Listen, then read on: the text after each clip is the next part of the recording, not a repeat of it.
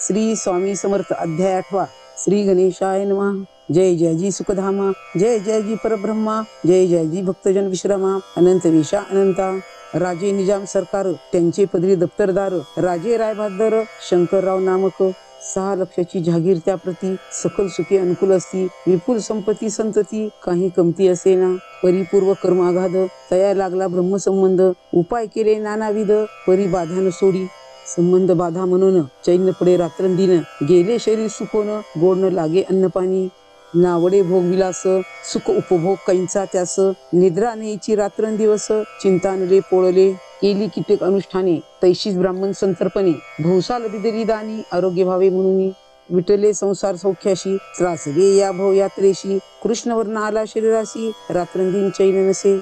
कोणा लागी जावे शरण मजवरी कृपा करील कोण, सोडविल व्याधी पासोन ऐसा कोण समर्थ। मग केला एक विचार प्रसिद्ध क्षेत्र श्री गांगनापूर, तेथे जाऊन याहोरात्र दत्त सेवा करावी।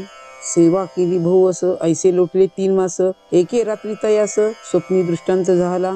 अक्कलकोटी जावे तुवा तेथे करावी स्वामी सेवा, यती वचनी भाव धरावा तेने व्याधी जाये दुरी।